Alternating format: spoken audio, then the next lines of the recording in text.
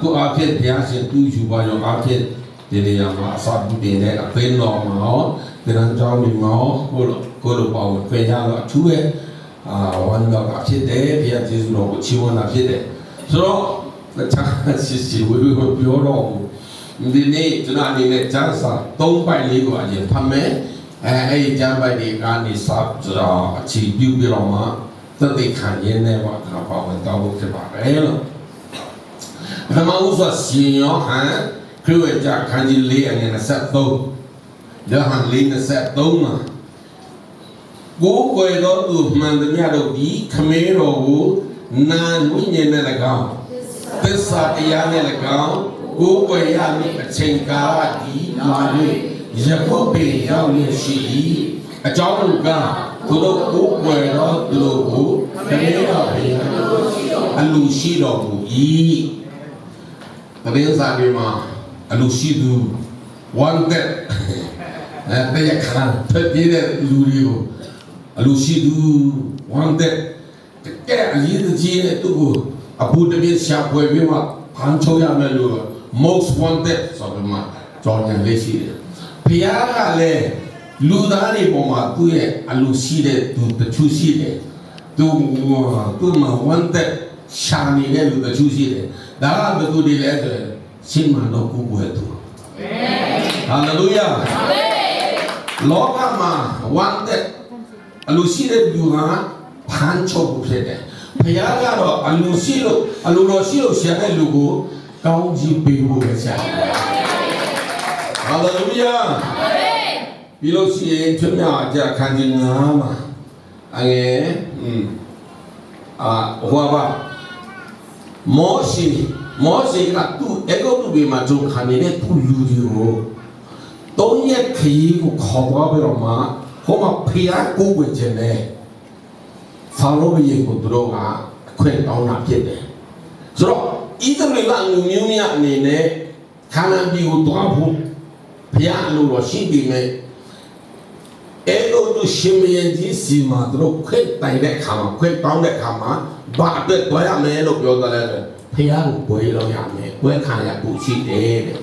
จะน้องดูดีกูขอตัวไปมาตอนนี้ขี้มาพยายามป่วยผู้จะน้องเพื่อตัวแม่เราเปรียวได้อยากชีเด้ถึงยังจะขันยิงอ่ะอะไรติดมาเชื่อมีทางโลกเวียนด้วยอีตรีละลูมิวอีพยานเขียนทาวราพยางาอีลูโดอีตอนไหนงาผู้เวขันเจนฮะลุยานีผู้ไม่ยอมมูจางผู้ชาบีพยานเนี่ยตัวดีกูพยานกูกู้เงินผิวกูพยานชิงกูเวขันบุญอ่ะด้วยเพื่อผิวป่าสุดมาเพื่อไปแค่อาชีพเด็กพี่ลูกศิษย์ดันจิละอันนั้นก็ดีจากขันจิชอบอะไรสัจช่างมาดันจิละนะตัวนี่ไต่ปูมันพยานกูกู้เงินผิวเด็กสุดต้องได้ขมา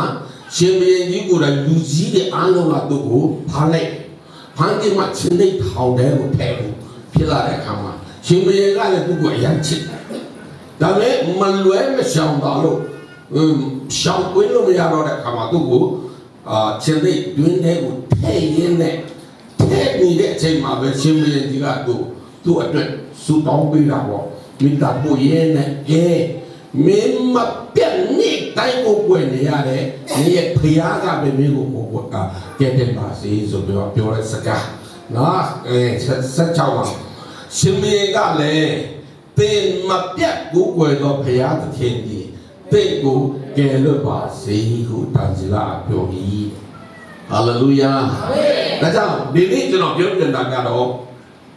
ชูวชิปะสิ่งมันต้องกูกวนตัวพยายามชานีนะพี่เด็ก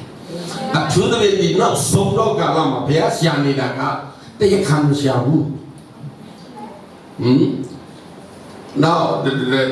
ลูกก็พยายามปกกันเนี่ยลูกไล่ชาได้พยายามมาหู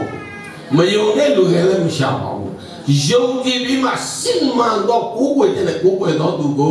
ชาได้พยายามพี่เด็กฮาเลลูยา对劲老师，你那今天对劲嘛呢？对，我回来吧，我回 tuy khăn đó bây giờဖြစ်တယ်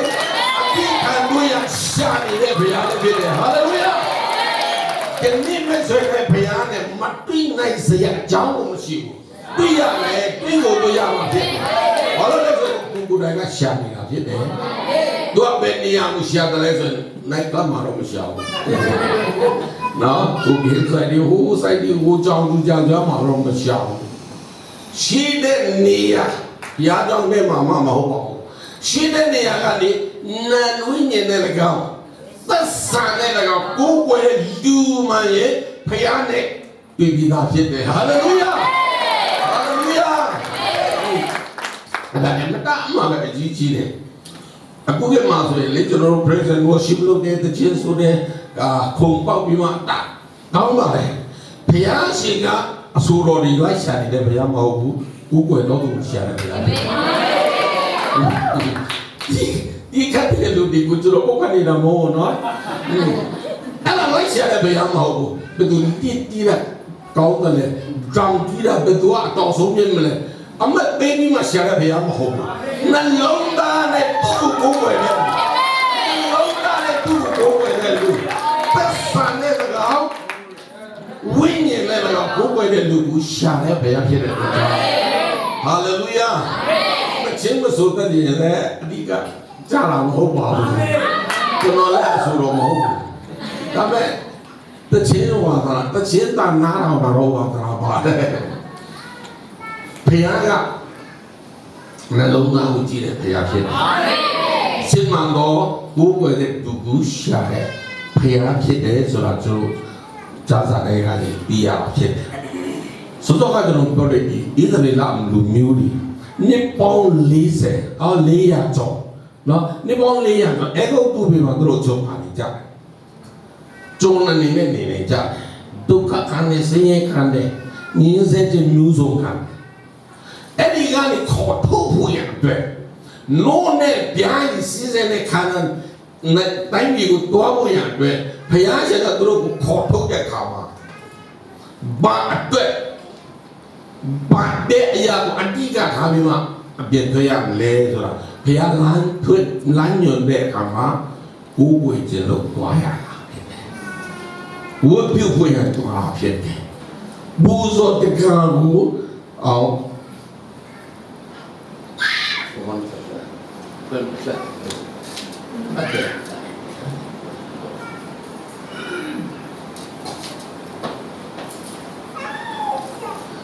ဇစ်ပူဇော်ဖို့အတွက်သူကိုသူတို့ကိုခေါ်ထုတ်ဖို့ဖြစ်တဲ့အတွက်ကြောင့်မောရှိဦးဆောင်တဲ့ဒီဣသရေလလူမျိုးဖျားလူကြီးဟာဘာအတွက်သူတို့ထွက်သွားကြတယ်ဘယ်ကိုသွားကြတယ်လဲဆိုရင်ကနန်ကြီးမှာသူတို့ကောင်းစားမှုဓာတ်ဒီကမောကျမ်းစာရခြင်းမှာဖျားကိုခွဲဖို့ဖြစ်တယ်ဟာလေလုယာဖျားကိုခွဲဘာဖြစ်လို့ဖျားချက်ကသူ့ကိုခွဲတယ်လို့အဲ့လောက်ကြီးအောင်စိတ်ဝင်စားနေတယ်လဲဆိုရင်အကြောင်းရှိတယ်ကောင်းကင်နိုင်ငံမှာကောင်းကင်ဘုံမှာကောင်းကင်တမန်တွေများစွာကိုတုံးဘယ်လိုပြောမလဲတုံးခုအုပ်စုတုံးခုအနေနဲ့ဘုရားဖွဲ့ပေးထားတာနောက်မိုက်ကယ်မေခလန်နဲ့သူ့အဖွဲ့သားတွေအားလုံးဟာစစ်တိုက်ဖို့ကာကွယ်ရေးနဲ့လုံခြုံရေးအတွက်တောင်းပေးထားတဲ့အဖွဲ့တွေဖြစ်တဲ့ကောင်းကင်ဘုံမှာနော်နောက်ဂါဘီလာနဲ့သူ့အဖွဲ့သားတွေကတည်င်းပြန်ကြားရေးနဲ့မီဒီယာပိုင်းလို့ကိုသူ့ကိုတောင်းပေးထားတာဖြစ်တယ်ကောင်းကင်တမန်3ပုံတပုံနောက်ကျန်တဲ့3ပုံတပုံကနာနဲ့တာမူတောက်တဲ့လူစီဖာဆိုတဲ့ကောင်းကင်တမန်ကြီးကဥဆောင်နေတာဖြစ်တယ်သူကအရာအယုတ်လေးချောတယ်တဲ့သူခြေလက်တွေအားလုံးကလည်းသူရိယာနေတဲ့ပြည်စုံတဲ့ပုဂ္ဂိုလ်ဖြစ်တယ်ပုဂ္ဂိုလ်အနေနဲ့ဘုရားဖန်ဆင်းတာပေါ့ဘုရားပိတ်သိမ့်ခြင်းလည်းသူ့အပေါ်မှာရှိတယ်တဲ့သူကတီးမုတ်တီးခတ်ပြီးတော့မှဘုရားကိုချင်းမွန်ကိုးကွယ်တဲ့ဥဆောင်သူဖြစ်တယ်သူအဖွဲသားဒီကောင်းကင်သမား3ပုံတပုံကလည်းသူနောက်ကိုလိုက်ပြီးမှနေညမပြတ်သူဘုရားကိုကိုးကွယ်နေကြတာဖြစ်တယ်ဘုရားလိုတော်တွေ့တယ်ဘုရားမျက်နှာတော်ပေးတာကိုလည်းသူခံစားတယ်ဒါပေမဲ့တနည်းဖြစ်ခြင်းတော့ကျန်တာလည်းမှာသူစိတ်ကဖောက်ပြန်ပြီးမှငါဘုရားကိုကိုးကွယ်ရမလား ngã bộ qua cố quên mà khám bậc ya bula rồi mà ngã rồi đấy xây cái lề tôi theo mà nguyên là đấy khám á phải cả khám tiền bộ anh thì tôi lên cái lề tôi còn lấy mà khám vào một máu thôi lại số đó công nhận bộ mà chỉ để千万cố quên chứ ai để chơi mà tệ多rồi mới chỉ rồi số đó phải cả lên đi ra tôi đâu đi à sao tôi bắt tu của mà khám có nghĩa là lấy mà khám đủ lấy mà khám đủ nào ta có nghĩa là lấy phán xét làm gì rồi ấy đi nhà liên lạc đi đến đi à long châu nhà tôi đó chỉ đấy nào ta đến gia biểu về phải lấy chỉ đấy đó mấy cố quên mất biểu mình tu mà chỉ rồi có nghĩa bộ ấy đâu mà chỉ đó để chơi mà phải cái dù đi của phán xét bị rồi mà cái này cái bị lại phải của cố quên này nó cho nó anh ấy ta này à anh ấy iwan này ta này à rồi cố quên này khám mà bị lại cái bộ mà cái nó cố quên chỉ không biểu chỉ có tổ biểu đấy tôi có tôi cũng sai tại mày à rồi cố quên đấy lúc mà sáng này đó mà xí rồi anh lúc xí đấy tôi cho cái này cái đó là tuổi đó này chỉ nó chỉ cả biết mà bây giờ ta tôi bị khó khăn này chỉ nó đâu đi cả mang cái nó lâu ra này chụp bây giờ cố quên đấy cả mà hallelujah quên là chỉ này bây giờ cố quên đấy đi cả cho nó đâu tôi要提升你了现在不知道哎想的不要呀哎你要慢慢看了现在hallelujah当然是谁的票嘛好anh em đây performance thì không nè lấy hàng trang đi chỉ lúc ra này mà hậu nó lúng ra mà bố về gì chỉ là hallelujah cái bây giờ này tu cố quên đây lù xa đi đây rồi là ít điểm tôi chọn chuyện này nó đi ló ra mà con đi khám ra bố ta khu đây đâu mà hậu tôi chỉ đổi gì mà cố quên quên biểu mẹ ấp quên mà chỉ đổi đẹp tuyệt chọn cho nên này cặp mấy người này chúng nó bao quanh đâu nhau lán phân biệt là cái gì đấy được chưa để này bây giờ chúng nó cố quên bị gì tôi ta nói gì tôi đâu phải mấy tôi ta nói gì nằm mà tôi suy cái gì mà xây là lúc chuyến mẹ này tôi cố quên biểu đấy cố quên đấy chỉ muốn đấy gì cao cái tôi bận lên đó chỉ mà giao bị mà chỉ muốn là lúc về bây giờ chính là要的你啊，台湾西的你啊，面对比了嘛，高的比多了。哈利路亚！你啊，这边啊，吓你了，晓得？因为没说你呢，培养过对见来说耶，培养些多的经过看见来说耶，培养些碰到那么多的古老看啥见来说耶，古鬼来吧，古鬼来呀嘛，晓得？哈利路亚！是吧？所以说，就等你看见的表多没都表的，这个把来说，就说那套生肖嘛，就那没得你，就那大概的把，就那都要，不是还要把嘞，我们讲嘛，都拉了你比嘛别拉不，现在看嘛，是当年的 prophet 嘛，对吧？看 ministry 说的嘛，对吧？接着不录下来，都要就那不表的，嘛别拉不嘞。tôi sẽ chỉ là phải biểu để ha ông tôi nó bị về nhà nó mẹ liền lên mà lên buổi tháp đi ta nhiều chỉ là biểu ra cái nhau cho nó cũng về khó đó là lên Boston cho nó tu xã đi qua cái lão mà Boston cũng khó đó Boston new giàu đẹp khá mà signboard đi là đi poster đi cho nó đi em màที่ชาวนี้ตัวเนี้ยที่ชาวนี้ตัวล้านนับบัตรละนับบัตรละพาเลยจนมันน้ำเลยยาวๆยาวๆเลยมาการนั้นตัวนี้มาจนสุบีมาจนเสลียไปตัวละมาสุดท้ายเนี่ยก็มาเพียงเช่นนี้มาปาร์ตี้ไปตาดีกันจนรู้เสียงยาดินียฮะนี่ชาวนี้ตัวเนี้ยก็ท้องชาวนั้นน่าเสียดีเลยมาเองเลยบีมาพยายามกู้เงินโลไต้ปีกันนี่ทุกที่งานเดินดูตะชูพิวริตันนี่เราขอเลยดูดีก็ အိမ်ကနန်ဒီမှာဖယားကိုကိုယ်လုံးမရတဲ့အတွက်ဆိုရပတ်ကန်တာထားပန်းနေတာဒါမဲ့သူတို့ကဖယားကိုဝေချင်တယ်ဆိုတော့လွတ်လွတ်လပ်လပ်ကိုယ်လုံးရအောင်ဆိုပြီးမှအာလူတီးတာတွေပြင်မှာပါ Mayflower တင်မောလို့တော့ပြောပေးမယ်ရွှေလီကြီးပါလီလီတရားဘက်ကိုပဲတွားနေတဲ့လီအဲ့မှာလူတရားကြောင့်နီးပါလားအဲ့လီနဲ့ဘာသွားပြမဘုရားရှင်ပို့ဆောင်တဲ့လီတရားဘက်ကိုတွားရင်နဲ့နောက်ဆုံးပဲမှာလူချီချတဲ့နေရာအဲ့ဘော့စတွန်ရဲ့ကန်ချီမှာသူတို့တဲမှာစိုက်ကလာတာဖြစ်တယ်စိုက်ကလာတော့မှသူတို့ဖျားဟာအဖမ်းတဲ့ခါရတော့ကိုဒီမှာမဖမ်းတော့ဘူးလွတ်ချီမမယ်ကိုယ်ွယ်မယ်စုတောင်းမယ်ချမ်းသာဝမ်းမယ်အားရပါရလုတ်ပြီးမှအဲ့ဒီနေရာမှာနေရာယူပြီးတော့မှသူတို့ရွာတဲ့လာတယ်အဲ့ဒီရွာကမြို့ဖြစ်လာတယ်မြို့ကနေတစ်ဆက်မြို့နယ်ကြီးပြလာတယ်တိုင်းနေတာကြီးပြလာတယ်ပေါ့တဘောအဲ့လိုနဲ့တဖြည်းဖြည်းနဲ့အမေရိကန်နိုင်ငံတို့တည်ထောင်သွားတာပြည်နယ်73ခုနဲ့တည်ထောင်ရတယ် United States of America အခုတည်းဖျားတာဘာဖြစ်လို့အမေရိကန်လူတွေနဲ့အမေရိကန်နိုင်ငံကောင်းကြီးပေးတယ်လဲဆိုသူ့ကိုကိုယ်ွယ်တော့သူများအစာပြုတ်တဲ့တိုင်းနိုင်ငံဖြစ်တယ်အာမင်ဒါကြောင့်ဘယ်နိုင်ငံရဲ့အတွေ့အခေါ်ကြောင့်မဟုတ်ဘူးဘယ်ပုဂ္ဂိုလ်ရဲ့ဥဆောင်မှုကောင်းလို့မဟုတ်ဘူး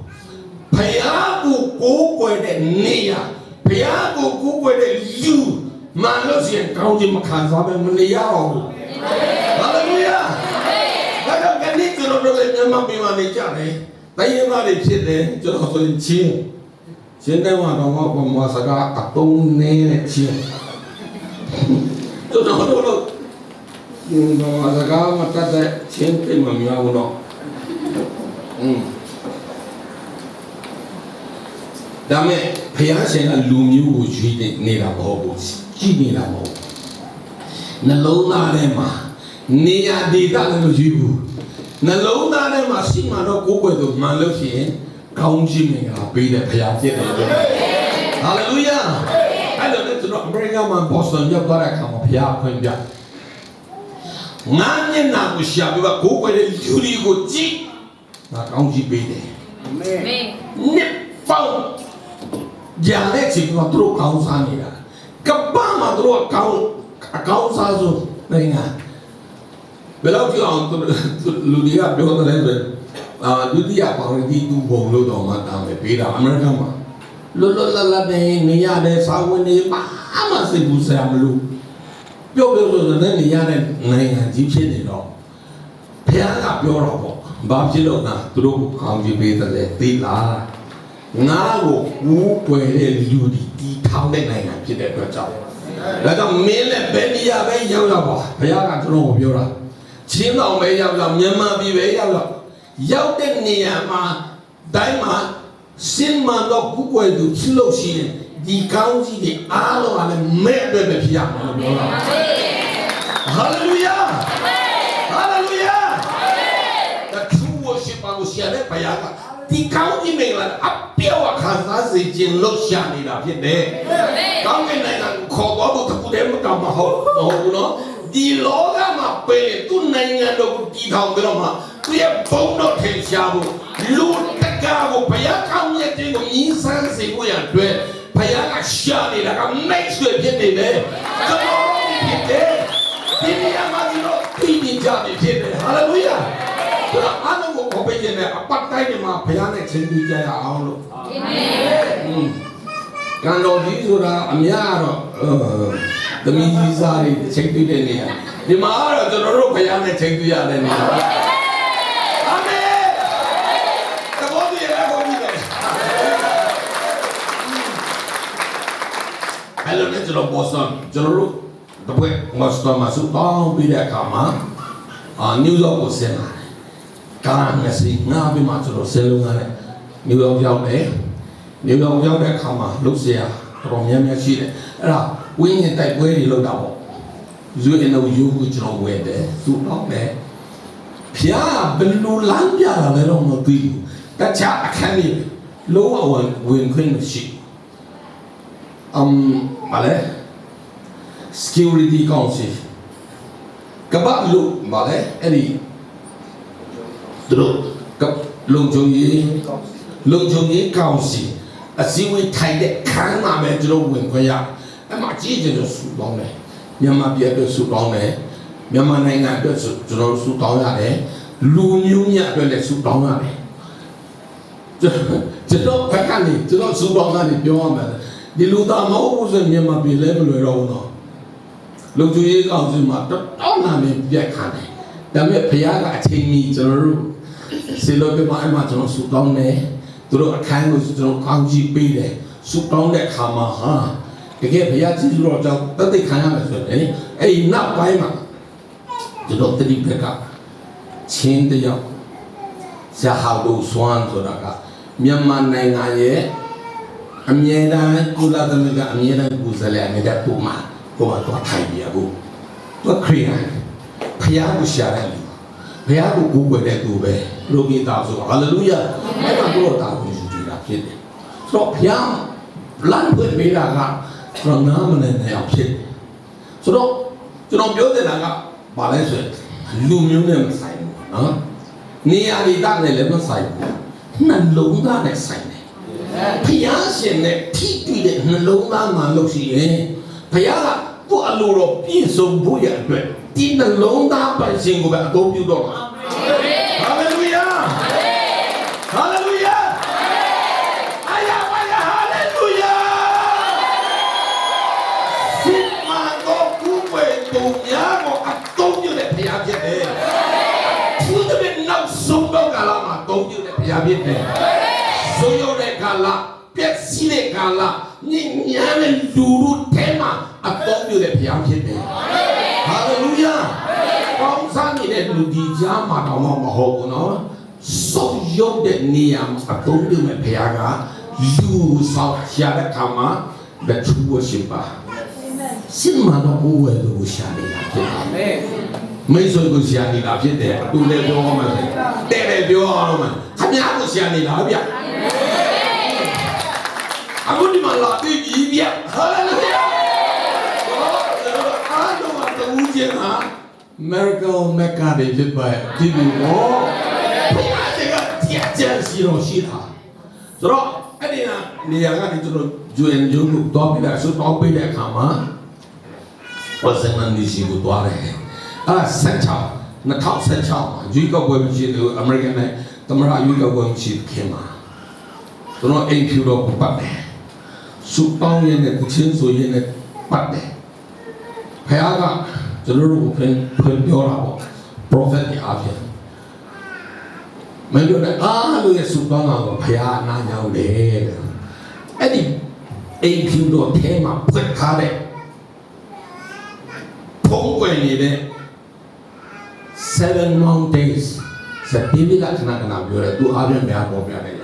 7 long days are no passing up. That is Porto like be there. Middle the table, I like be there.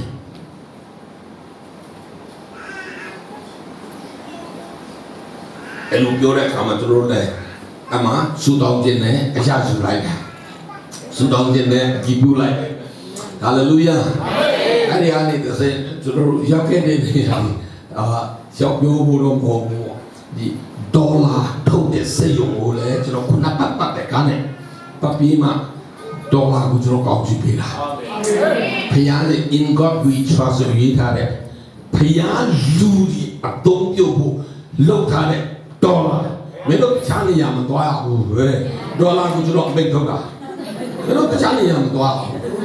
mỗi siêu anh đi làm toa à, mà không thể đi làm toa à,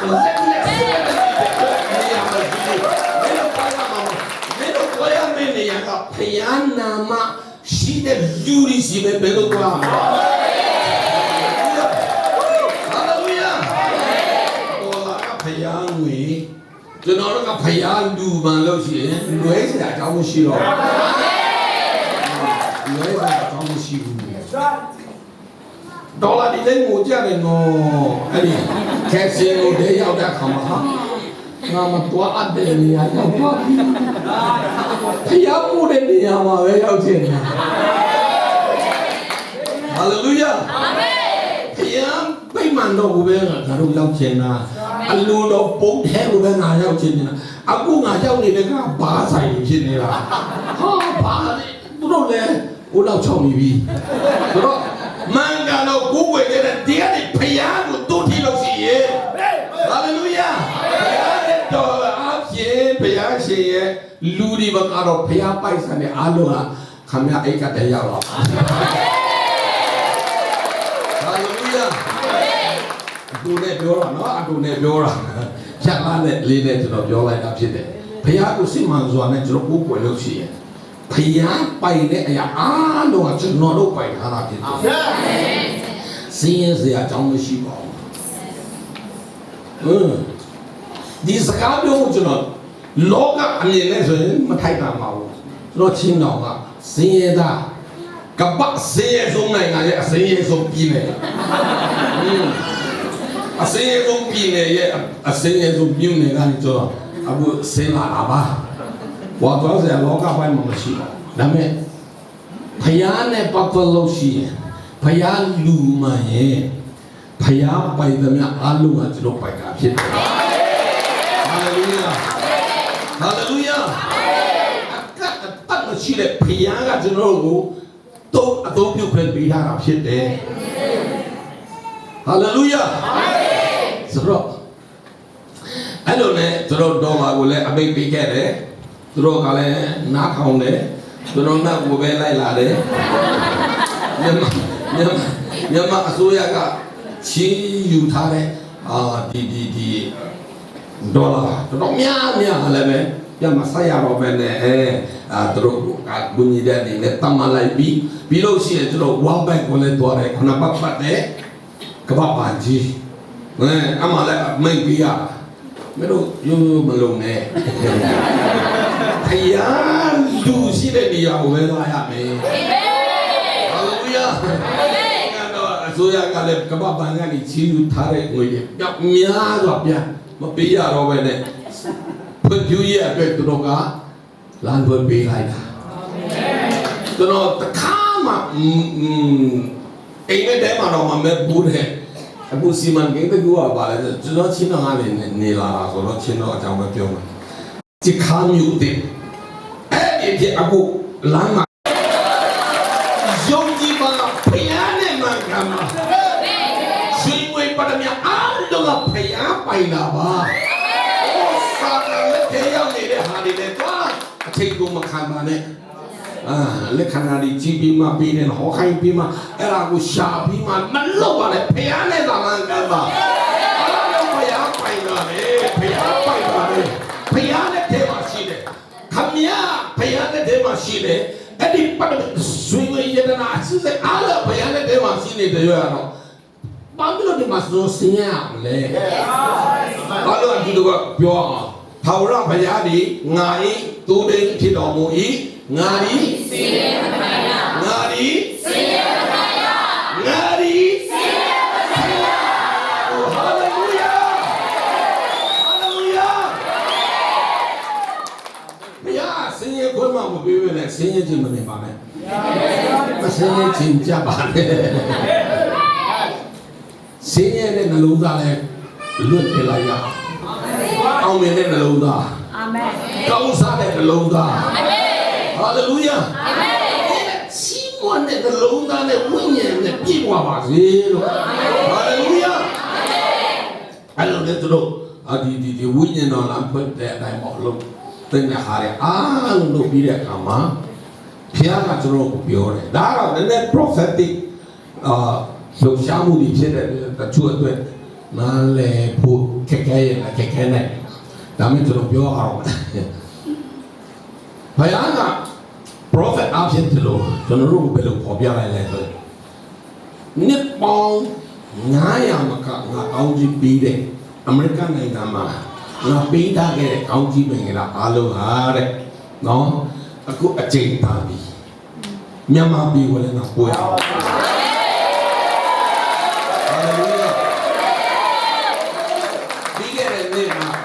weekend นี้มาလည်းကျွန်တော်ဟောခဲ့တယ် ဒါကျွန်တော်နှလုံးသားထဲမှာလည်းဘုရားထည့်ပေးလိုက်တာဖြစ်တယ်ဘာလဲဆိုရင်ဒီအာဖရိကကပ်ထောင်မှာကဘာဖလားဘောလုံးပွဲကြီးရှိလုံးကအဲ့မှာဖွင့်ပွဲဆိုတော့သူဆိုတဲ့ဒီချက်ကပါလေအမမကြဝကာဟေးအဲ့ဒီဆက်နေမှာအဲ့စာပိုင်းလေးတို့ကျွန်တော်ခေါင်းထဲမှာပေါ်လာ It's time for Africa ဆိုတာသူတည်းဆိုတော့ဘုရားကကျွန်တော်ပြောတယ်အခုက Africa အတွက်အချိန်မဟုတ်တော့မြန်မာပြည်ဖြစ်ရIt's time for မြန်မာပြည်ဆိုတော့ကျွန်တော်ဆုံးလိုက်တော့ဝကာဟေးလာပဲအခုအချိန်ကကျွန်တော်ကျမ်းစာရကြည့်ရမယ်ဆိုရင်လေမြောက်ပိုင်းဖြစ်တဲ့ဥရောပတိုင်းကကောင်းစားပြီးပြီအနောက်တိုင်းနိုင်ငံဖြစ်တဲ့အမေရိကလည်းဘယ်ကောင်းကြီးခံစားပြီးပြီတောင်ပိုင်းဖြစ်တဲ့အဖရိကပြည်လူမဲတွေကလည်းကောင်းကြီးခံစားတဲ့လားခံစားတော့ကြပြီအခုနောက်ဆုံးတော့ကလာပဲဘုရားချမ်းသာတာကအစီတိုင်းနိုင်ငံတွေရှင်းတိုင်းနိုင်ငံတွေဟာလေလုယာအချိန်ကကျွန်တော်တို့အချိန်ကိုရောက်နေတာဖြစ်တယ်ဒါကြောင့်နှလုံးသားမှန်ကန်ပါစေကိုယ်ဝယ်မှုမှန်ကန်ပါစေဒါပေမဲ့ဘုရားရဲ့ကောင်းကြီးမင်္ဂလာအားရှောင်းကျွန်တော်တို့ပါသုံးလုံးလာမှာဖြစ်တယ်ချာပေးမှာမဟုတ်ဘူးလာပေးတော့မှာမဟုတ်သုံးလုံးလာမှာကောင်းကြီးကိုကြွားချတော့ပါဖြစ်တယ်ဟာလေလုယာဟာလေလုယာကျမ်းစာထဲမှာကတိအပြည့်အဝရှိပြီးသားဖြစ်တယ်ဘုရားတပည့်တော်ကြီးဖြစ်တယ်ကျွန်တော်ရချင်လို့ဒီလူရောင်ရမ်းပြောတော့မဟုတ်တော့အဲ့ဒီလူပုံစံကိုဘုရားအချိန်ကိုတန်နေတာဖြစ်တယ်အဲ့အချိန်တန်နေတဲ့အချိန်မှာမိတ်ဆွေဒီဟာခံစားမှုတကယ်ထိုက်တန်သလားဘုရားမြင်မှာတော့ကျွန်တော်ကလူသားအပြစ်သားတွေဒါပေမဲ့နှလုံးသားလေးမှန်ကန်ပြီးမှဘုရားနဲ့ထိတဲ့နှလုံးမှာလို့ရှိရင်ထိုက်တန်တော့ဖြစ်တယ်အာမင်အာမင်ကျွန်တော်စိတ်ထဲမှာလည်းဖြစ်တယ်ဘုရားကငါ့ကောင်းကြီးမပြီးဘယ်သူ့ပြီးတော့ပါလဲငါဘုရားသားပဲဘုရားလူပဲသူ့ဝဲတဲ့လူပဲသူ့စီးပွားတဲ့လူပဲငါ့ကိုမပြီးဘယ်သူ့ပြီးတော့ပါလဲဘုရားရှင်ပြီးပဲဟာလေလုယာဟာလေလုယာဟာလေလုယာဘုရားကကျွန်တော်တို့ကိုညီးတော်ပါချင်တာမဟုတ်ချီးမွမ်းဖို့ပဲဟာလေလုယာကျွန်တော်ဘုရားနာမကိုကြွေးကြော်ရပါပါကြွေးကြော်ရပါပါပါစံနဲ့လည်းကြွေးကြော်မယ်အပက်ကအပြည့်လည်းဖြစ်မယ်ကိုမပိုက်ဆိုင်တဲ့စီးစိမ်ကြီးအပြင်ကျွန်တော်လည်းကြွေးကြော်ရတော့ပါတဲ့အချိန်ဖြစ်တယ်ဟာလေလုယာဟာလေလုယာညတကရှိမှကျွန်တော်ကြွေးကြော်ရတဲ့အချိန်ဖြစ်တယ်အဲ့လိုနဲ့ဘုရားရှင်ကအမေရိကန်နိုင်ငံကိုကောင်းကြီးပေးတာသူတို့ရဲ့ရှိဝတ်ချက်တွေတခုပြီးတော့ဘုရားဖော်ပြတဲ့အခါမှာလေဒီဝါရှင်တန် DC မှာရှိတဲ့သူတို့လွတ်လပ်ကြီးကြောက်ပိုက်ကြီးအတွင်းကနေဝင်လို့တော့ဟိုအပေါ်ထိသူတို့တက်နေကနေတက်လို့ရတယ်အဲ့မှာလာတဲ့လူနဲ့သူတို့စာကတ်ထားတာရှိတယ်အမေရိကန်ဆိုတဲ့ဒီစာပိုက်ရအတိတ်ပဲ America is equal to the kingdom of God on earth ဘုရားရဲ့နိုင်ငံတော်တည်ထောင်တဲ့ကမ္ဘာလောကဘုရားနိုင်ငံတော်ကိုတည်ထောင်ဘုရားရဲ့နိုင်ငံကိုတည်ထောင်တဲ့နေရာဆိုပြီးမှသူတို့အမေရိကရဲ့အတိတ်ကဒီနာမည်ကိုဆွေးယူတာဖြစ်တယ်ဒါတော့ဒီနေ့ကျွန်တော်နှလုံးသားဟာဘုရားတကယ်နိုင်ငံတော်တည်ထောင်တဲ့နေရာမှာလို့ရှိရင်ဟာလေလုယာဒီအားဆိုတာကျွန်တော်တို့ရဲ့အတိုင်းဝိုင်းဟာဘုရားတကယ်နိုင်ငံတော်နဲ့ပတ်ဆိုင်တဲ့လူများဖြစ်လို့ရှိရင်ထိုကောင်းကြီးဘာဖြစ်လို့မရနိုင်စရာအကြောင်းရှိတယ်ဟာလေလုယာ The kingdom of God on earth America ရဲ့အတိတ်ပဲဆိုတော့အမေရိကန်ကိုကျွန်တော်အဲ့လိုမျိုးစိတ်ဝင်စားတာပေါ့ဒါပေမဲ့ဘုရားကိုကျွန်တော်စိတ်ဝင်စားတယ်ကျွန်တော်နှလုံးသားဟာလည်းအမေရိကဖြစ်နေပြီအခု The kingdom of God on earth ဘုရားနိုင်ငံတော်ကိုတည်ထောင်တဲ့နှလုံးသား ဘုရားတကယ်ရဲ့နိုင်ငံတော်ကိုတည်ထောင်တဲ့မိသားစုဟာလေလုယာဟာလေလုယာအဲ့ဒီဟာအားလုံးကျွန်တော်ခုနပြောသလိုပေါ့ဒီ prophet နဲ့ပတ်သက်တဲ့အတွက်ကြောင့်ချို့အတွက်နားမလည်နိုင်တဲ့အကြောင်းရှိလဲတပြည့်ပြည့်နားလည်လာမှာပါအဲ့လိုပြောတော့မယ် prophet ကကျွန်တော်တို့ကိုဘယ်လိုလမ်းပြသေးလဲဆိုရင်ဇူတောင်းတဲ့အခါမှာတကယ်လို့အမေရိကန်နိုင်ငံရဲ့ကောင်းကြီးတစ်ခဲခံစားခြင်းနဲ့ရယူခြင်းနဲ့ယူသွားခြင်းနဲ့ဆိုရင်အမေရိကန်နိုင်ငံသားကြီးမရောက်ခင်မှာအမေရိကန်နိုင်ငံမှာအခြေချပြီးသားကနလူဒီမူလပိုင်ရှင်တွေက ready နဲ့ဒီဖြစ်တယ်သူတို့စီကနေအဲ့ဒီပိတ်တိတ်ကိုတွားချူရမယ်တဲ့ဆိုတော့ဘုရားကျေးဇူးတော်ကြောင့်ဒုက္ခ big bone ဆိုတဲ့ဒီ red Indian prophet ကြီးအမှုတော်ဆောင်တခါသူတဲ့ဘုရားရှင်ကသူတို့ကိုပြီးခွင့်ပေးတယ်ပြီးတဲ့အခါမှာသူကလည်းကျွန်တော်တို့ဆူတောင်းပေးတယ်ဘုရားနေရာကနေ prophet ပြီးရင်လည်းပြောတာငါကမင်းအခုအမေရိကန်နေမြန်မာကိုပြန်ကြတော့မယ်ပြန်သွားတဲ့အခါမှာအမေရိကန်ကငါပြီးခဲ့တဲ့ကောင်းကြီးမင်္ဂလာအားလုံးလည်းမင်းသက်ဆောင်သွားမယ်အာမင်တဲ့မင်းကငါပိတ်တိတ်တယ်ဆိုမှစီနဲ့ပိတ်တိတ်တယ်သူတို့လူမျိုးပါလဲသူတို့ယူရပတိတွေလည်းပြီးတယ်စူပေါင်းတဲ့အခါမှာတော့ဘုတော့မဟုတ်ပါဘူးသူတို့အမတရားလေးတဲ့အဲ့ဒါလည်းကျွန်တော်လွယ်ခဲ့တယ်ပြီးလို့ရှိရင်ကျွန်တော်အော်တော့အခန်းထဲကိုကျွန်တော်တို့ခေါ်ဆောင်သွားပြီးတော့မှ reading ဒီရဲ့အုပ်ထုပ်ဘောအမွေးကြီးဒီလေဘောအမျိုးမျိုးအဲ့ဒီဟာကိုလည်းကျွန်တော်ကောင်းပါဆွပြီးမှတပ်ပုံရိုက်တယ်ဒီနေ့အနေနဲ့စားပြီးမှအမေရိကန်နိုင်ငံမှာရှိတဲ့ကောင်းကြီးမင်္ဂလာအားလုံးဟာအမေရိကန်နိုင်ငံရဲ့ကနဦးပိုင်ရှင်ဖြစ်တဲ့ငါကတဲ့ကိုလွဲပေးထားတဲ့အမတ်တရားဖြစ်တယ်အဲ့ဒီဟာကိုနည်းနည်းကလေးစံတော့စံတယ်ဒါပေမဲ့ကျွန်တော်ပြောသွားအောင်မယ်အဲ့ဒီဟာကိုအတီးပြုတဲ့အနေနဲ့ဆိုပြီးမှအမေရိကန်နိုင်ငံမှာပြည်နယ်90ပြည်နယ်90ကိုရှိပြည်နယ်90မီကြီးမီစာဒီမီကြီးဒီသူတို့စုထားတာရှိတယ်ပြည်နယ်တစ်ခုရဲ့မီကြီးပြည်နယ်တစ်ခုရဲ့မီကြီးထုတ်လိုက်မယ်ပြည်နယ်90အဲ့ဒီမီကြီးထုတ်လေးဒီထုတ်90နဲ့အဲ့ဒီအမေရိကပြည်နယ်90ကိုရဲ့ပြည်နယ်အလာဒီ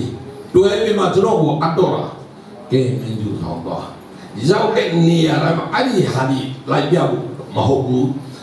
ပါစကနေနှုတ်ကနေကောင်းကြီးပေးလို့ရှိရင်မင်းအားဖြင့်ဘုရားပြုမဲ့အမှုရအားတော့ပြည့်စုံသွားတယ်ဖြစ်ပါလေဟာလေလုယာတော့အဲ့ဒီ prophet ကျွန်တော်ကရတဲ့အခါမှာလေကျွန်တော်ဆိုတော့ပြီးမှညမှာကျွန်တော်လည်းအိမ်မက်တယ်အထူးသဖြင့်သူပြောတယ်အထူးသဖြင့်လူငယ်များနဲ့လူမျိုးများအတွက်မင်းကကောင်းကြီးဖြစ်စီလို့ပြောတဲ့အတွက်တော့ကျွန်တော်ဆိုအောင်စကားတဲ့အခါမှာညမှာလူငယ်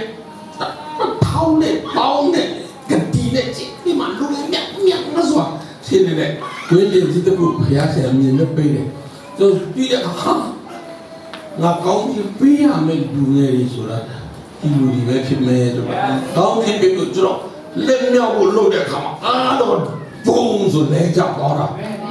5 ယောက်လောက်ပဲသူတို့ကြားကနေမှတ်ရနေတာတွေ့တယ်ဘုရားအဲ့ဒါကိုကျွန်တော်ကိုပြီးမြင်တယ်ဆိုတော့ကျွန်တော်လည်းအိမ်မက်တော့အဲ့လောက်ကြီးကျွန်တော်အရေးတကြီးမယူပေမဲ့ပေါ့အဲ့ဒီ prophet ဖြစ်ပြီးတော့ဘိုင်းမှာမြင်မဲ့ရတဲ့ဟာဖြစ်တယ်အော်ဘုရားရှင်ကအများကြီးပါ prophet ဒီပြောတာကျွန်တော်အကြမ်းမာရပိတ်မကောတော့ချစ်တော့မသုံးတာလည်းကြာတော့လေခီးသွားတာတော့ဘာလူဒီကြားထဲမှာတောက်ရှုပ်တယ်ကျွန်တော်မသွားတော့ပဲကောင်းတယ်ကိုအဲ့လိုပဲထင်တာဒါပေမဲ့ဘုရားရှင်ကအဲ့လိုကျွန်တော်ကိုနိုးဆွာလာတဲ့အခါမှာငါအလိုအတိုင်းလို့ဘူးမှမဟုတ်ပဲသူအလိုတော့ပြည့်စုံမှုရအတွက်လဲလဲပဲဖြစ်ဖြစ်ကဘာပိုက်ရလဲပတ်သက်လဲပိုက်ရအောင်ပါပဲဆိုတော့ဘုရားအစ်တော်ဆောင်ကျွန်တော်ပြီးတယ်ဟာလေလုယာကျွန်တော်ဝါသွားခြင်းတော့မဟုတ်နော်ဒီလာဘူး sa zoa biora kama to hobi la game na siapa Malaysia dia mesti tu apa yang rumah lah era sutong dia kama tu nak sungket cecalai ni tu melidok kalau dia harus dipelan kalau dah tu jadi ya tapi le pilih betul sila tahu tapi jangan sedih marah biaya kaunci ha tuan lega tak silo maya tuan lega tak lo maya haleluya biaya akun biaya kah biaya kapu soalnya dia mah ada tu jangan jauh dia dah mah biaya sendiri jangan si tanah yang kaunci beda kalah kita ada tu dini akan dilihat jangan hujan lagi tak kita di kaunti mengira alo ame sudah alo bawa dia wasi alo bawa dia wasi Yesus namanya dia wasi haleluya haleluya jangan pilih le kaunti kangramo pupiaga sinmando kuwe do tugu syayene apa wa pia me kaunti mengira alo ha dini jangan lekhan naik dalam jangan ya juga macam ni, ya baisi, apa ya macam ni tu jauh, no, upekan itu tu apa, dojen ni, makan tempat ni, ya tu makan tempat ni, kalau unak kini ni tu pihak sejauh orang kulo, pasien bayi tak sudah pihak tu makan tempat ni, kemudian jiu sudah cawi ni rumah kan. Imah kabu macam siapa ni? Payah ada yang dah betul lah pak. Amin. Ini kuat kali le betul ni, ini ule betul ni. Payah ada yang dah ni, payah jangan siapa kau mioji ni. Siapa kau tu malu sih? Dan jelah ule biore, sendiri dia tu jauh ke. Kat tu kabu dia tu jauh dah. Payah ni apa? Pijak jangan. Dame tuli mapiak buku le piaga buku ke lain api deh. Haleluya. Mapiak buku le piaga. Jangan ada mana. Sedai buku le. Aji buku buku le lah buku. Tu piaga mereka piaga tu tak ada minta kalau ni tempat aja. Miro mana kau cina. Piaga elu kau lah miro. Ni dah mapiak kau yang lebihan ni. Haleluya. Mapiak ni dah setai kau yang ni. Jono aji jom lalu sih le asyik tu kan jono dua biasa yang bilang. Haleluya. Aji po pihak kau pun macam sahaja ni. Pongan pihak kau apa? Haleluya. Dan jelas so yang le tanya mah tenego tongcik pongman tu suka ni lah.现在也对人家看你讲嘛，说哎呀，把呀啥上面嘛，假多把他自然的说当然都给人家多了妈妈后边，帮嘛呼，给这个都啥那个都帮嘛说当比他，对嘛别不会都培养培养的，哈利路亚，哈利路亚，哈利路亚，这个把公比的哦。Tenek jono adusi melo biore payane ni dah tersiapa ni dah segala apa ni dah sesama ni dah haya kau ni pa haleluya semua kau buku itu siapa dah soye centai ke udah beja bedia beja beja sehingga centai ni dah centai tu yang biasa semua nama jasa sungguh sih ya bu haleluya haleluya Mosi, pihak buku bu sudah perkuat ni, perkuat kamu lana, non lana. Ada orang ni, ego cipta ka, ni tak jika tu naga ni lain lari. Sima pele ni jika kani dah. Ama droga bicara nanti, si dulu ni nak solo le miau. Dan me drog terdaguga. ရားကိုကိုးကွယ်ဖို့ထွက်သွားတဲ့လူတွေဖြစ်တဲ့အတွက်ကြောင့်ဘုရားကသူတို့အတွက်လမ်းဖွင့်ပေးတာဖြစ်တယ်ဟာလေလုယာဘုရားကိုကိုးကွယ်ရအောင်ဘုရားကိုပဲကိုးကွယ်ရအောင်ဘုရားကိုပဲချီးမွမ်းရအောင်အာမင်မဲဆိုရင်ပင်လေနေကြဝဲတော်တော့မှာဖြစ်တယ်ဟာလေလုယာဒီတောင်းကိုလည်းကဖြူချမယ်မှာဖြစ်တယ်လို့ဘုရားပြောတာပြီးသားဖြစ်တယ်ဟာလေလုယာဘုရားတို့မှာရအောင်လို့ဒီကျမ်းစာတဲ့ဒီတဲ့ကနေကျွန်တော်ဝင်ရနေရတာဖြစ်တယ်